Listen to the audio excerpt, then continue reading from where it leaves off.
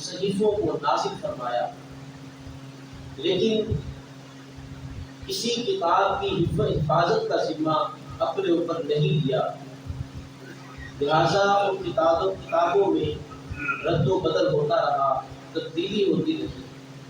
لیکن جب اس نے یہ زندہ دل والی کتاب اپنے آخری نبی، وہ نبی جس کی نبوت کا قیامت رہنی ہے، اپنے آخری نبی پر اپنی آخری کتاب وہ نازل فرمایا اور فرمایا نحن نزلنا الذکر وإنا لہ لحافظون، اس کتاب کو ہم نے ہی نازل کیا ہے اور ہم ہی اس کی حفاظت کرنے والے ہیں۔ کتاب کو کیوں بھیجا؟ قرآن بھیجنے کا کیا مقصد تھا؟ انبیاء کو نازل فرماتا رہا، وہ ہدایت لوگوں کو دیتے رہے، ساتھ اپنے احکامات بھی نازل فرماتا رہا۔ بعض انبیاء پر کتابوں کو نازل فرمایا، بعض انبیاء پر صحیفوں کو نازل فرمایا۔ کیا حکمت تھی؟ اس نے کتابوں کو کیوں نازل کیا؟ آپ کمپنی کی کوئی چیز خریدنے جائیں، اس کے ساتھ ایک پرچی ہوتی ہے، ایک ہدایت نامہ ہوتا ہے کہ تم نے اس چیز کو اس طرح استعمال کرنا ہے، وہ سارا کچھ اس پرچی پر لکھا ہوا ہوتا ہے۔ اب اگر ہم اس مشین کو اس پرچی کے مطابق استعمال کریں گے، اس کا نتیجہ یہ ہوگا وہ مشین دیر پا ہوگی، اس کی لائف زیادہ ہوگی۔ لیکن اگر اس مشین کو ہم کہیں کہ ہم اپنی مرضی کے مطابق اس کو لے کر چلیں گے، اپنی مرضی کے مطابق اس کو استعمال کریں گے، اب اس کا نقصان یہ ہوتا ہے وہ چیز زیادہ دیر چل نہیں پاتی، خراب ہو جاتی ہے، اس کی لائف نہیں بڑھتی۔ بالکل اسی طرح اللہ رب العزت نے قرآن مجید کو نازل کیا، قرآن مجید کو نازل کیا کہ بندے تو نے جو اس کے اندر احکامات آ گئے ہیں ان کے مطابق اپنی زندگی کو بسر کرنا۔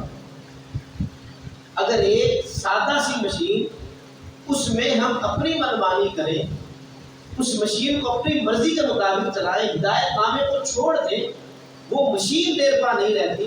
جو حضرت انسان، جو گوشت کا انسان اللہ نے تخلیق کیا، جس کے اندر نفسانی خواہشات رکھی، جس کے اندر جذبات رکھے، اگر وہ انسان اپنی زندگی کو گزارنے کے لیے اپنی منمانیاں کرتا پھرے گا، وہ کیسے کامیاب ہو جائے گا؟ اسی لیے اللہ رب العزت نے حضرت انسان کو پیدا کیا، اپنی کتابوں کو نازل فرماتا رہا، احکامات نازل فرماتا رہا۔ پھر جب اس نے اپنے محبوب کو پیدا کیا، وہ آخری نبی ہے، حضور کے بعد کوئی نبی نہیں، اپنے محبوب کی امت کو پیدا فرمایا، تو اللہ رب العزت نے اپنے آخری محبوب پر، آخری نبی پر آخری کتاب کو نازل فرما دیا۔ اب وہ تا قیامت رہے گی، اور یہ کتاب ایسی سچی سچی کتاب جس میں غلطی کی گنجائش نہیں۔ شروع میں ہی اعلان کر دیا لا ریب فیہ، اس کتاب میں شک تو دور کی بات، غلطی دور کی بات، غلطی کا شائبہ بھی نہیں ہے۔ دنیا دار جتنی بھی کتابیں لکھیں، آپ نے بھی دیکھی ہوگی، ان کتابوں کے شروع میں یا آخر میں لکھا ہوتا ہے اگر اس کتاب میں تم کہیں پر غلطی پاؤ تو ہمیں ضرور مطلع کیجیے گا تاکہ اس غلطی کی تصحیح کی جائے۔ یہ صرف قرآن کا دعویٰ ہے، صرف قرآن کا دعویٰ۔ اس نے کہا کہ یہ کتاب ایسی ہے لا ریب فیہ، اس میں کوئی غلطی نہیں ہے، شک کی گنجائش ہی نہیں ہے۔ امام شافعی علیہ رحمہ، آپ نے ایک کتاب لکھی، اپنے شاگرد سے کہا اس کتاب کو پڑھو۔ شاگرد نے کتاب کو پڑھا، آپ نے سنا، بہت ساری غلطیوں سے مبتلا ہوئے، غلطیوں کی تصحیح کی، غلطیاں صحیح کرنے کے بعد شاگرد سے کہا دوبارہ پڑھو۔ اب وہ دوبارہ پڑھنے لگا، آپ پھر بہت ساری غلطیوں پر مبتلا ہوئے، ان غلطیوں کی تصحیح کی، درست کیا۔ تیسری بار کہا اب دوبارہ اسے پڑھو۔ شاگرد نے دوبارہ پڑھی، لیکن پھر بہت ساری غلطیاں سامنے آئیں، اور امام شافعی علیہ رحمہ آخر میں آپ نے کہا دعہو، اس کتاب کو چھوڑ دو، شافعی کی کتاب اس لائق نہیں ہے، وہ غلطیوں سے پاک ہو، یہ صرف قرآن ہے جو غلطیوں سے پاک ہے، جس میں شک و شبہ کی کوئی گنجائش نہیں ہے، یہ ایسی زندہ دلانے کتاب، اس میں کوئی تبدل نہیں ہے، اور غیر متبدل کتاب، اور اگر کوئی اس جیسی کتاب لانا بھی چاہے لا ہی نہیں سکتا۔ بہت سارے لوگوں نے کوششیں کی اس کے مقابلے میں کوئی کتاب لے آئے، لیکن نہیں لا سکے، انہیں منہ کی کھانی پڑی۔ ڈاکٹر شورش، اس نے 7 سال کوشش کی، اور 7 سال کی محنت کے بعد اس نے ایک کتاب تیار کی، اور اس کا نام الفرقان الحق رکھا، اور پھر اس نے کہا میں نے قرآن کے مقابلے میں ایک کتاب تیار رکھی ہے، وہ آج بھی انٹرنیٹ پر موجود ہے۔ یہودی لابی، انہوں نے اربوں روپے اس کتاب کی اشاعت پر، ترویج پر، اس کتاب کو پھیلانے پر لگا دیے۔ جب اس کتاب کو دیکھا، اس کتاب کی پہلی صورت، اس کا نام اس نے بسم اللہ رکھا۔ اگر اسے پڑھے تو انسان کا ذہن ماضی میں چلا جاتا ہے کہ ماضی میں بھی ایک شخص جس کا نام متنبی تھا، اس نے کوشش کی قرآن مجید کی مثل کتاب لانے کی، لیکن کتاب نہ لا سکا۔ اس نے کوشش کی ایک سورت لے آؤں۔ اب قرآن مجید میں ایک سورت ہے، القاریہ ملقاریہ وما ادراکا ملقاریہ، القاریہ کھڑکھڑانے والی، گونجدار آواز، کانوں کے پردے چیر دینے والی آواز۔ اب یہاں پر قیامت کا ذکر ہے، انسان کے وہم و گمان میں بھی نہیں ہے وہ کیا چیز ہے۔ القاریہ ملقاریہ، تمہیں کیا پتا وہ کھڑکھڑانے والی وہ کیا چیز ہے، کانوں کے پردے چیر دینے والی وہ کیا ہے۔ وما ادراک ملقاریہ، اے اپنے آپ کو پڑھا لکھا کہنے والے انسان، تجھے کیا پتا، تجھے ادراک ہی نہیں ہے وہ ہے کیا چیز۔ اب اس کا ایک ایک لفظ، اس میں کتنی معنویت ہے۔ قیامت کا ذکر، کھڑکھڑانے والی، جب لوگ پتنگوں کی طرح نیچے پڑے ہوں گے، اور اس وقت صرف ایک ہی طاقت ہوگی، ایک ہی ذات، اللہ کی ذات، اور اللہ رب العزت ارشاد فرمائے گا این المتکبرون، تکبر کرنے والے کہاں پر ہیں، این الجابرون، جابر کدھر ہیں، ظالم کہاں پر ہیں، این الملکون، بادشاہ کدھر ہیں، خدائی کے دعویٰ کرنے والے، جاگیردار، سرمایہ دار، بدماش آج کہاں پر ہیں۔ پھر وہ خود فرمائے گا انا الملک، ہاں آج میں ہوں، اور میں تم اس کا کیا ادراک کر سکتے ہو۔ اب القاریہ ملقاریہ وما ادراک ملقاریہ، متنبی نے کوشش کی، اس نے کہا کہ الفیل، فیل عربی میں ہاتھی کو کہا جاتا ہے، الفیل ہاتھی، جیسے ہاتھی کا نام لیا، ایک بندے کے ذہن میں آ گیا کہ ہاتھی ایک بڑا جانور ہے، مل فیل، پھر اس نے کہا ہاتھی کیا ہے، بچہ جانتا ہاتھی کیا ہے، وما ادراک مل فیل، تم اس کا ادراک نہیں کر سکتے کہ ہاتھی کیا ہے۔ لفظوں کو جوڑنے بیٹھ گیا، قرآن کی نقل کرنے بیٹھ گیا، اس جیسے نقل کر کے لفظ تو لے آیا، لیکن قرآن کے لفظوں کی معنویت کہاں سے لے کر آیا، جس کا ایک ایک لفظ اس میں وسیع معنی پائے جاتے ہیں۔ اور یہ ایسی کتاب جو دعوے اس کتاب نے کیے وہ آج دعوے پورے ہو رہے ہیں۔ سائنس نے ثابت کیا جو باتیں اللہ رب العزت نے ارشاد فرمائی ہو بہو ویسے ہی ہے، اور اس میں کسی قسم کی کوئی غلطی کی گنجائش بھی نہیں، جس طرح کہا اسی طرح ہوا۔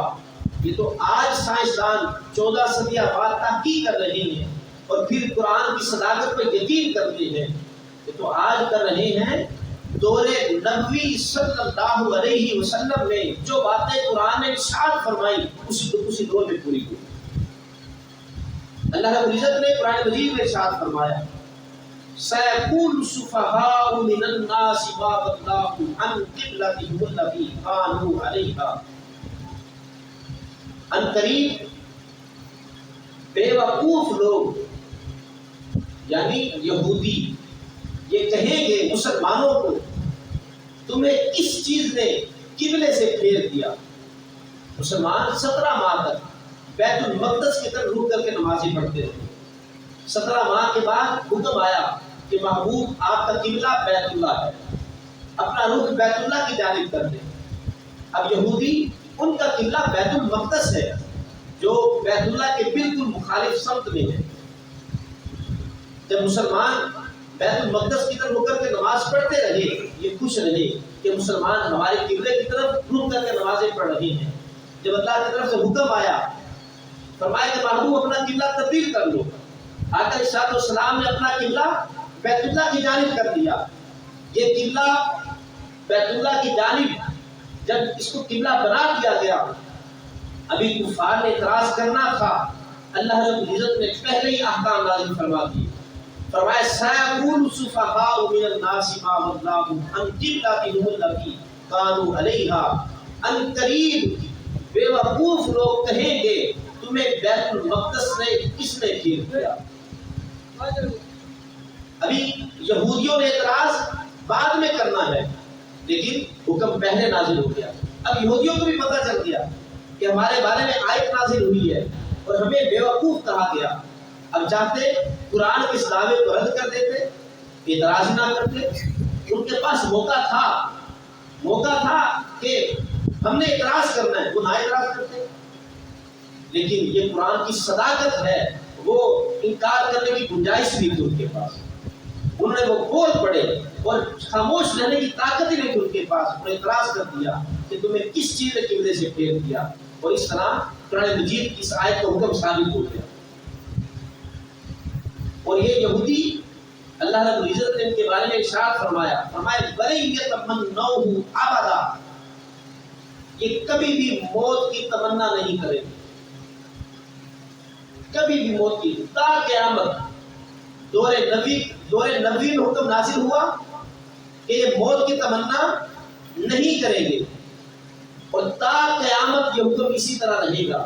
اب یہودیوں کو بھی پتا ہے کہ ہمارے بارے میں یہ کہا گیا ہم موت کی تمنا نہیں کرتے، تو کر کے دیکھ لیں، قرآن کے دعوے کو توڑ دیں. وہ کہیں کہ ہم موت کی تمنا کرتے ہیں لیکن نہیں کریں گے. یہ بندہ مومن کا خاصہ ہے.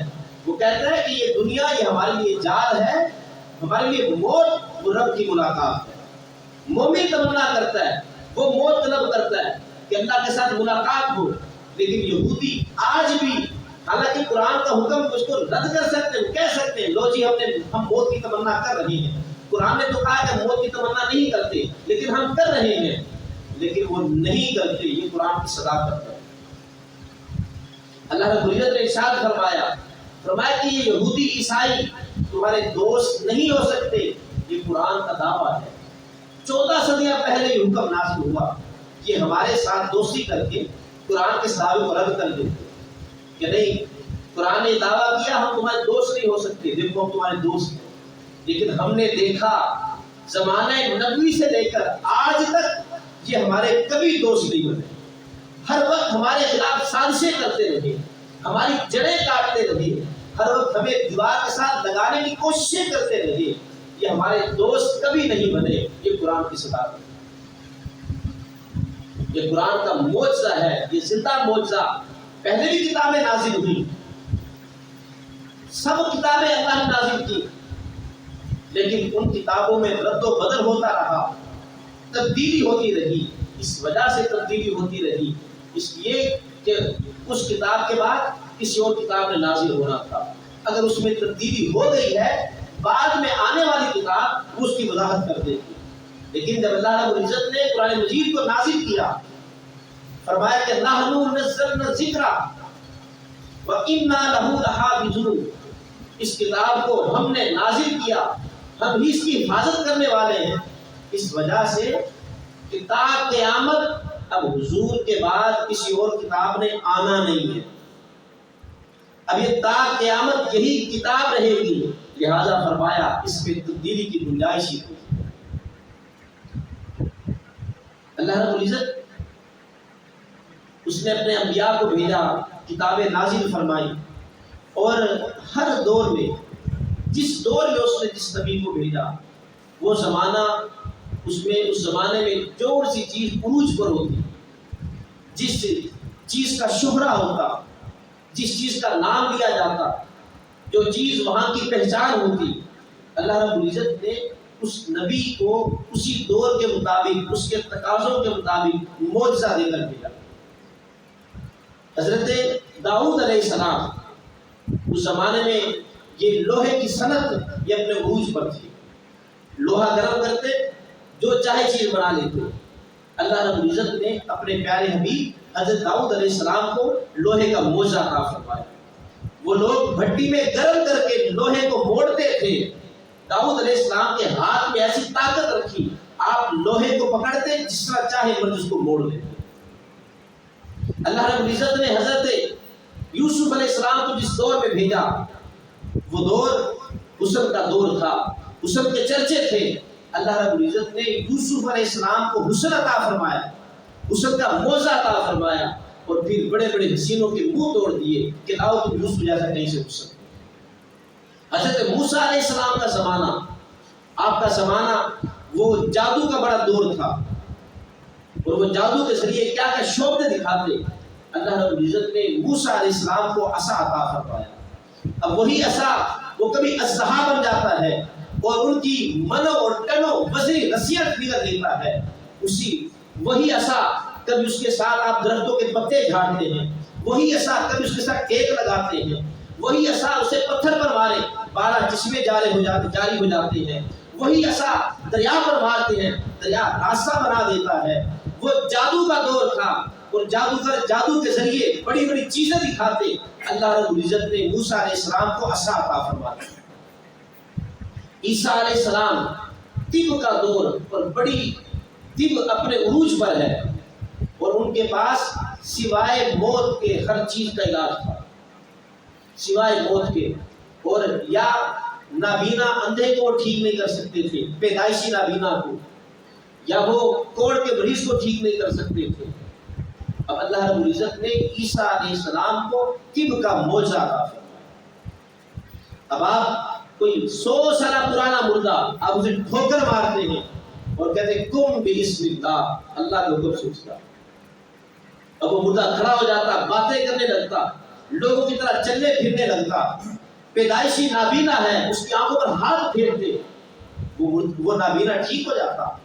کوڑ کا مریض ہے، اس کے جسم پر ہاتھ پھیرتے، اس کا جسم ٹھیک ہو جاتا۔ تو عیسیٰ علیہ السلام کو طب کا معجزہ عطا فرمایا۔ جس دور میں حضور تشریف لائے وہ زبان و بیان کا دور تھا۔ وہ عرب اپنی زبان پر بڑے نازاں تھے، بڑے بڑے اشعار کہتے، اور جب کوئی شاعر کوئی بڑا شعر کہتا وہ اسے بیت اللہ کی دیوار پر لکھ دیتا۔ بیت اللہ مرکز تھا، دور دراز سے لوگ یہیں پر آ کر اکٹھے ہوتے، کفار تھے لیکن بیت اللہ میں بت پڑے ہوئے تھے، وہ بھی طواف کرتے، وہ آتے دور دور سے بیت اللہ کا طواف کرتے۔ بیت اللہ مرکز تھا، جو بھی آتا اس کی نگاہ بیت اللہ پر پڑتی۔ بڑا کوئی شعر، بڑا عالی مرتبہ کوئی شعر ہوتا، اسے بیت اللہ کی دیوار سے لٹکا دیا جاتا، شاعر آتے پڑھتے، اگر اس کے مقابلے کا کوئی شعر لا سکتے تو وہاں پر لکھ کر لٹکا دیتے، اور اگر اس کے مقابلے کا شعر نہ ہوتا اس کے آگے کچھ نہ لکھتے۔ اللہ رب العزت نے محبوب کو قرآن کا معجزہ عطا فرما دیا۔ زبان و بیان کا دور، قرآن کا معجزہ عطا کیا، اور پھر چیلنج کیا، لاؤ اس کی مثل، تمہیں اپنی زبان پر بڑا ناز ہے، چلو تم قرآن کی مثل لے کر آؤ۔ اچھا پوری کتاب کی مثل نہیں لا سکتے، 10 صورتیں لے آؤ۔ وہ 10 صورتیں لانے سے بھی قاصر رہے۔ جب اللہ رب العزت نے سورۃ الکوثر کو نازل کیا، یہ مکی سورت ہے، مکی دور میں نازل ہوئی، آقا صلی اللہ علیہ وسلم نے اسے لکھ کر بیت اللہ کی دیوار کے ساتھ لٹکا دیا۔ 7 ماہ تک سورۃ الکوثر بیت اللہ کی دیوار کے ساتھ لٹکی رہی، بڑے بڑے شاعر آتے رہے، اسے پڑھتے، اپنی انگلیاں دانتوں تلے دبا لیتے اور حیران ہو کر کہتے کیسا کلام، اتنا فصیح و بلیغ کلام۔ پھر ایک شاعر آیا، اس نے سورۃ الکوثر کے آگے لکھا ما ھذا کلام البشر، یہ کسی بشر کا کلام نہیں ہے، یہ انوکھا کلام ہے، یہ کسی بشر کا کلام نہیں ہے۔ کچھ عرصہ بیتا، ایک اور شاعر آیا، وہ جو آگے لکھا ہوا تھا نا ما ھذا کلام البشر، اس پر لکیر ڈال دیا۔ وہ کہتے ہیں پیچھے والا کلام یہ کسی بشر کا کلام نہیں ہے، جو آگے لکھا ہوا ہے یہ تو کسی بشر نے لکھا ہے، اور یہ صلاحیت نہیں ہے اس کلام کے ساتھ اس کو لکھا تھا۔ تو اللہ رب العزت نے اپنے محبوب کو قرآن کا معجزہ عطا فرمایا، اور یہ قرآن یہ ایسی کتاب جو دلوں کو راحت بخشتی ہے، ایسی کتاب جو زندگی گزارنے کا سلیقہ بتاتی ہے، ایسی کتاب جو مردہ دلوں کو زندہ کر دیتی ہے، ایسی کتاب جو زندگی کو راحت بخشتی ہے، ایسی کتاب کہ جس نے زندگی کے ایک ایک کوشے کی رہنمائی کی ہے۔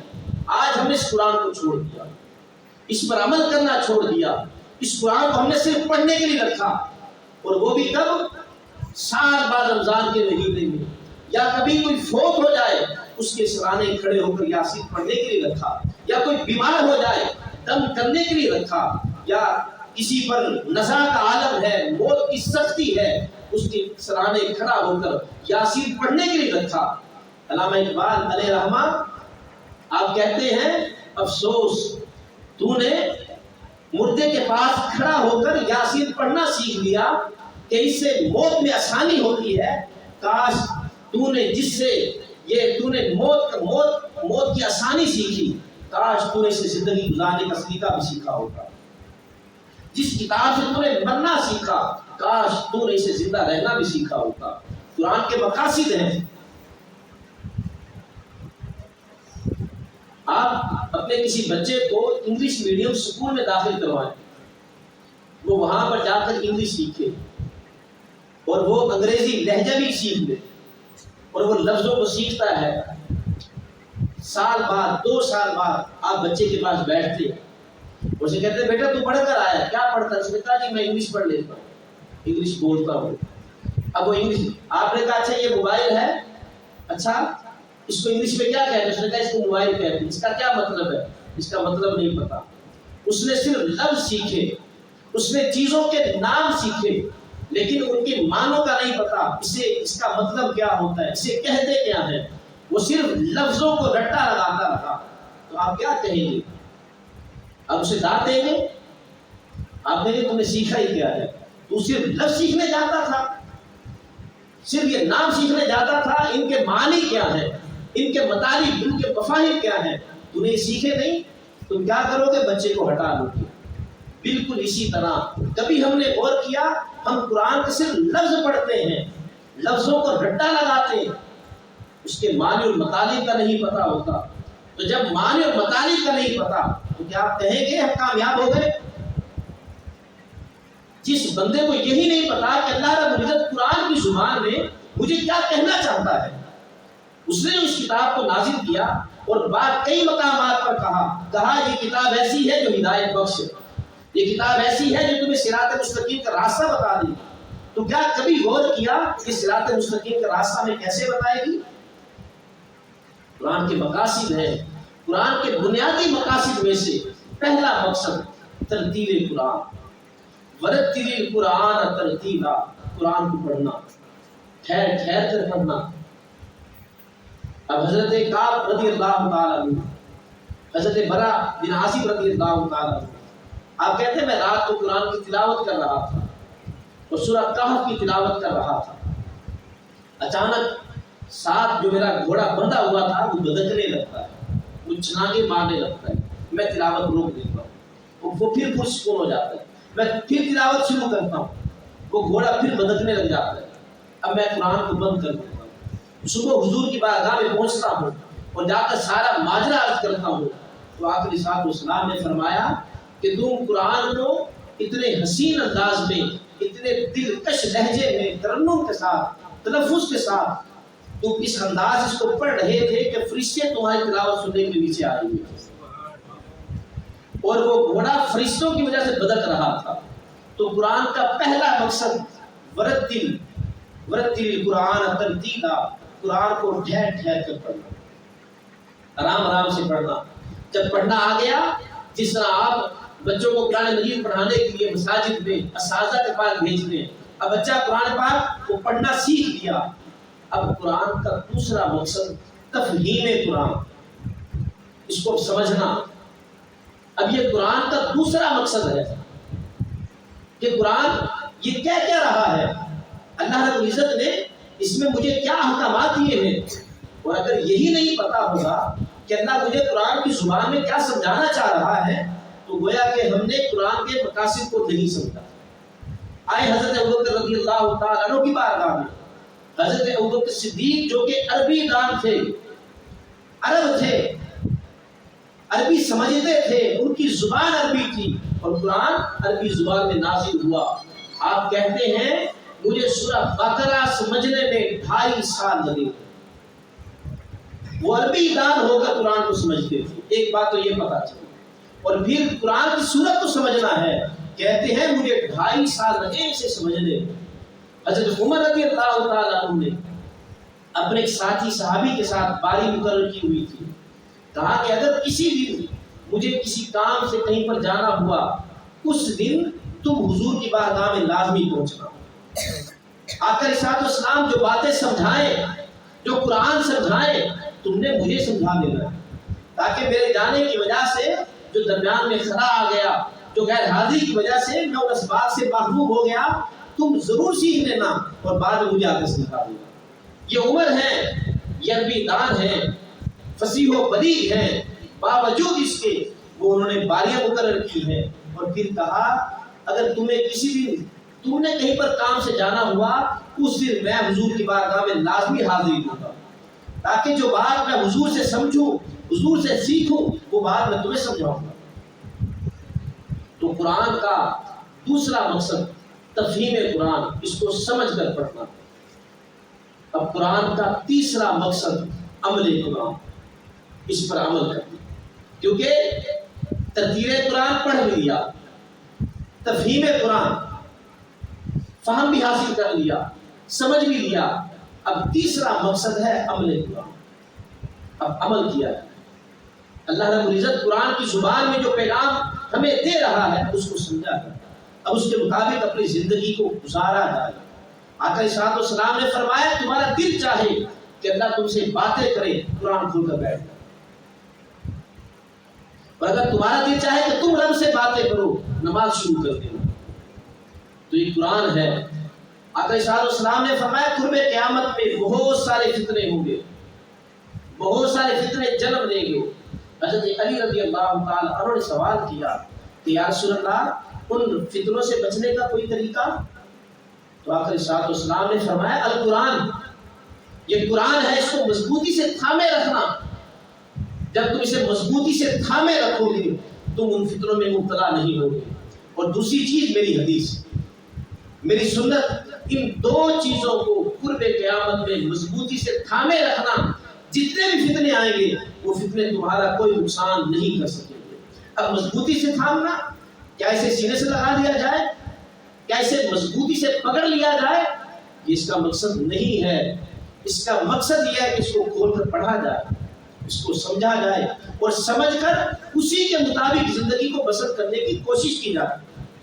اب قرآن اس میں کتنے مقامات پر آیا، واقعی الصلاۃ، نماز کو قائم کرو، 700 سے زائد مقامات پر نماز کا حکم آیا قرآن میں۔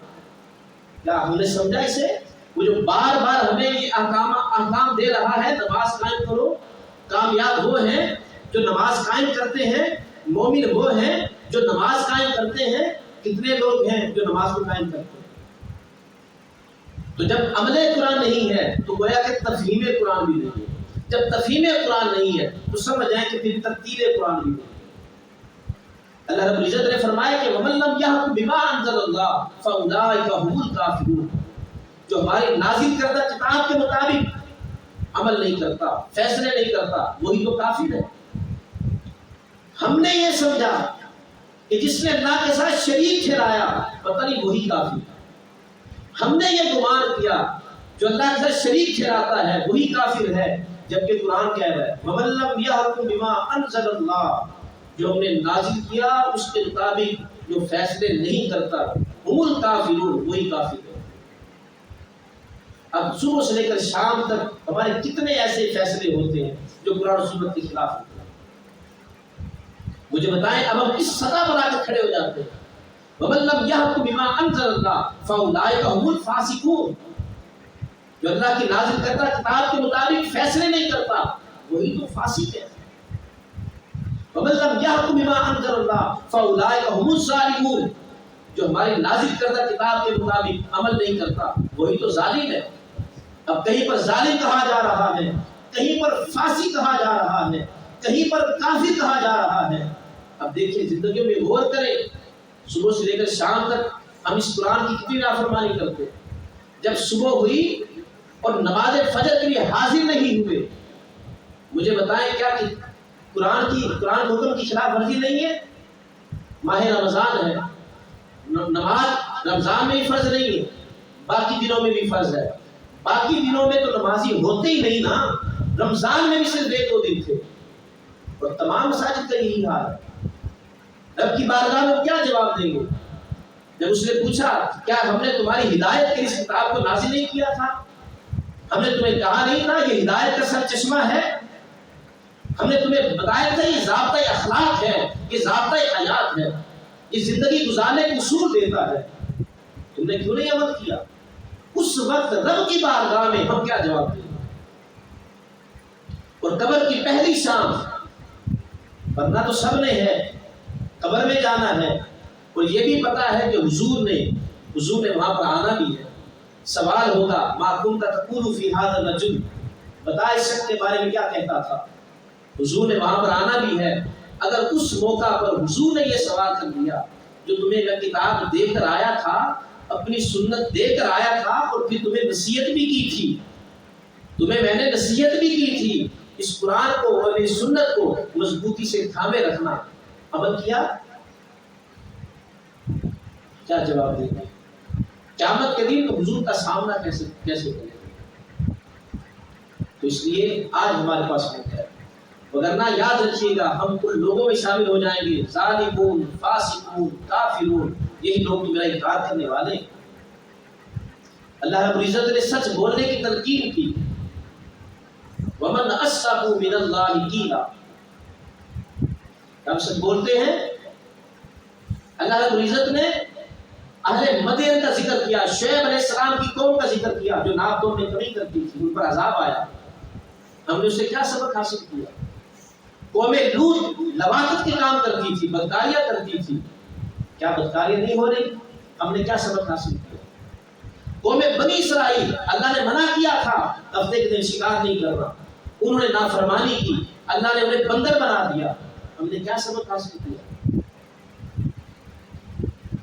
صالح علیہ السلام کی قوم میں وہ اونٹنی کو اس کی کونچے کاٹ ڈالی، ان پر عذاب آیا، ہم نے کیا سبق حاصل کیا؟ انہوں نے نافرمانی کی، ہم صبح سے لے کر شام تک کتنی نافرمانیاں کرتے، مجھے بتائیں ہم کن لوگوں میں شامل ہیں؟ آقا صلی اللہ علیہ وسلم نے فرمایا یہ قرآن یہ اللہ کی رسی ہے جس کا ایک سرا اللہ کے ہاتھ میں اور دوسرا سرا تمہارے ہاتھ میں، اور جس نے اس رسی کو مضبوطی سے تھام لیا، مجھے بتائیں جس کا دوسرا سرا اللہ کے ہاتھ میں ہے وہ بندہ کیسے گمراہ ہوگا؟ اس قرآن کو لازم پکڑ لو، جس کا ایک ایک لفظ وہ زندگی گزارنے کی اصول بتاتا ہے۔ آقا صلی اللہ علیہ وسلم نے فرمایا یہ قرآن یہ پڑھنے والا، یہ تلاوت کرنے والا، اس کو تو جو اجر ملے گا ہی ملے گا، جو اس کے والدین ہوں گے۔ بچے نے قرآن پڑھا، اس قرآن کی برکت سے اللہ والدین کے سارے گناہوں کو معاف فرما دے۔ جس کے والدین کے گناہ معاف فرما رہا ہے وہ بچہ جو پڑھ رہا ہے اس کے مقام مرتبہ کا عالم ہوگا۔ قیامت کے دن نور کے ممبر ہوں گے اور کچھ لوگ ان ممبروں پر سوار ہوں گے اور ان کے سروں پر جو تاج ہوگا اس کی روشنی ایسی ہوگی جو سورج کو بھی مان کرے گی، اور سورج کی روشنی چبھتی ہے، وہ روشنی چبھے گی نہیں۔ لوگ سوال کریں گے یہ انبیاء ہیں؟ جواب آئے گا نہیں، انبیاء نہیں ہیں۔ یہ صالحین ہیں؟ جواب آئے گا نہیں، صالحین بھی نہیں۔ اچھا یہ کوئی ولی ہے؟ جواب آئے گا ولی بھی نہیں ہے۔ یہ کون ہے؟ تو جواب آئے گا یہ وہ لوگ ہیں جنہوں نے اپنے بچے کو قرآن پڑھایا تھا۔ یہ تو پڑھنے کی برکتیں ہیں، جب آدمی عمل کرنے لگ جائے گا اس کی کتنی برکتیں ہوں گی۔ انبیاء وہ تمنا کرتے رہے، موسیٰ علیہ السلام طویل حدیث پاک، جب اللہ رب العزت نے آپ کو تورات عطا کی، آپ نے تورات کو پڑھا، اب جب سرے طور دوبارہ اللہ سے کلام کرنے گئے، عرض کیا باری تعالیٰ تو نے مجھے تورات عطا کی، میں نے تورات میں ایک امت کا ذکر پڑھا جو دنیا میں آنے کے اعتبار سے سب سے آخر میں ہوگی اور جنت میں جانے کے اعتبار سے سب سے پہلے ہوگی، باری تعالیٰ وہ میری امت بنا دی۔ ارشاد ہوا موسیٰ وہ تو میرے پیارے احمد کی امت ہے، امت احمدی، وہ میرے احمد کی امت ہے۔ عرض کی باری تعالیٰ میں نے الواح تورات میں ایک امت کا ذکر پڑھا جو غنائم، جو صدقات، مال فیع یہ کھائیں گے۔ پچھلی امتوں پر صدقہ مال فیع یہ حلال نہیں تھا۔ فرمایا عرض کی باری تعالیٰ میں نے ایک امت کا ذکر پڑھا جو صدقات کھائیں گے، وہ میری امت بنا دے۔ ارشاد ہوا موسیٰ وہ تو میرے پیارے احمد کی امت ہے۔ پھر عرض کیا باری تعالیٰ میں نے الواح تورات میں ایک امت کا ذکر پڑھا جو نیکی کا ارادہ کرے گی، ایک نیکی کا اجر اس کے کھاتے میں دیا جائے گا۔ آپ اندازہ کریں کتنی فضیلت ہے۔ نیکی کا ارادہ کیا ہے، نیکی کی نہیں ہے، ارادہ کیا، ایک نیکی اس کے کھاتے میں لکھ دی جائے گی، اور اگر وہ اس نیکی کو کر لے 10 نیکیاں لکھی جائیں گی، وہ میری امت بنا دے۔ ارشاد ہوا موسیٰ وہ تو میرے پیارے احمد کی امت ہے۔ پھر عرض کیا باری تعالیٰ میں نے الواح تورات میں ایک امت کا ذکر پڑھا جو اگر برائی کا ارادہ کرے، ابھی ارادہ کیا ہے، نیکی کا ارادہ کیا ایک نیکی مل گئی، برائی کا ارادہ کیا برائی لکھی نہیں جائے گی، اور اگر برائی کر لی تو صرف ایک گناہ لکھا جائے گا۔ نیکی کر لے 10 نیکیاں، اگر گناہ کر لیا تو صرف ایک گناہ لکھا جائے گا، اور گناہ کا ارادہ کرنے کے بعد واپس پلٹ آیا کہ نہیں یہ گناہ کا کام ہے یہ نہیں کرنا، تو پھر بھی اس کے کھاتے میں ایک نیکی لکھی جاتی ہے۔ تو عرض کیا باری تعالیٰ وہ میری امت بنا دے۔ ارشاد ہوا موسیٰ وہ تو میرے پیارے احمد کی امت ہے۔ پھر عرض کیا باری تعالیٰ الواح تورات میں ایک امت کا ذکر پڑھا کہ جن کی انجیلیں ان کے سینے میں محفوظ ہوتی، یعنی اس سے مراد قرآن تھا، باری تعالیٰ وہ میری امت بنا دے۔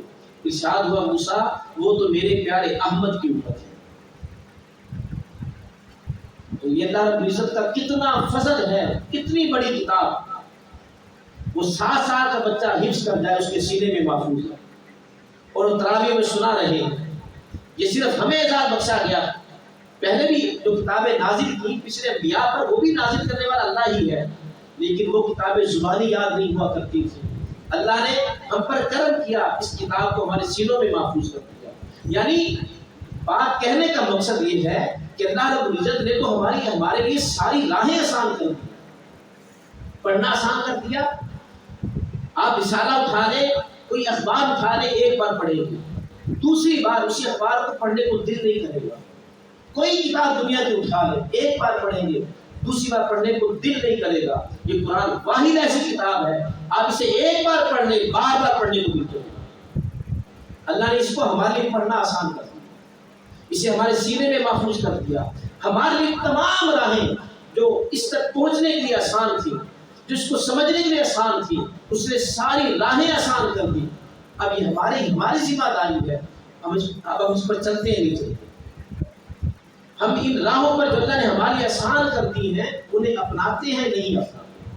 اللہ رب العزت نے یہ ماہ رمضان ہمیں عطا کیا، یہ موقع دیا، چلو کچھ زیادہ نہیں، روزانہ کا 1 رکوع تو سمجھ لیں، اور پھر پورا سال ہمارے یہاں الحمدللہ مسجد میں قرآن مجید کی تفسیر فجر کے بعد کا درس ہوتا ہے۔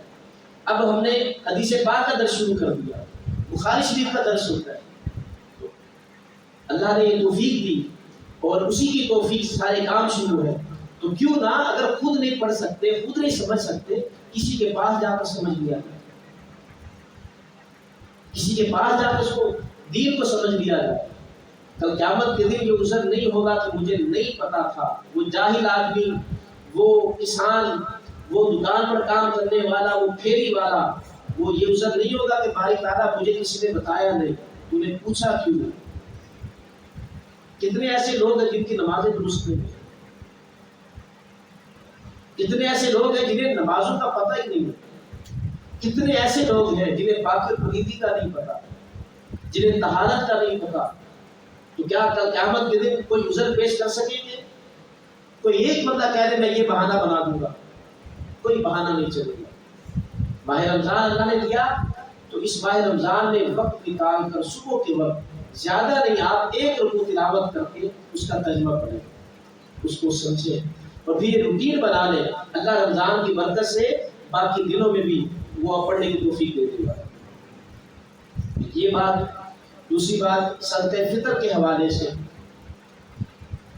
صدقہ فطر عید کی نماز سے پہلے ادا کرنا یہ سنت ہے، اور صاحب استطاعت کی طرف سے ہر عاقل بالغ آزاد جو اس کے گھر میں جتنے افراد رہتے ہیں، اس کا نوکر ہے، اس کا خادم ہے، اس کے گھر میں کوئی مہمان آیا تو جو سربراہ ہے گھر کا، اس کے اوپر سب کی طرف سے صدقہ فطر ادا کرنا یہ لازم ہے۔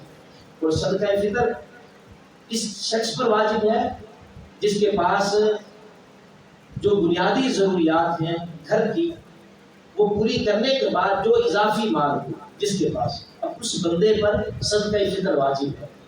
صدقہ فطر یہ رمضان کے روزوں کا کفارہ ہوتا ہے۔ آقا صلی اللہ علیہ وسلم نے فرمایا کہ حالت صوم میں کوئی غلطی ہو جائے، کوئی کوتاہی ہو جائے، کوئی سخت بات نکل جائے، جب بندہ صدقہ فطر ادا کرتا ہے وہ جو غلطیاں کوتاہیاں ہیں اللہ رب العزت انہیں مٹا دیتا ہے۔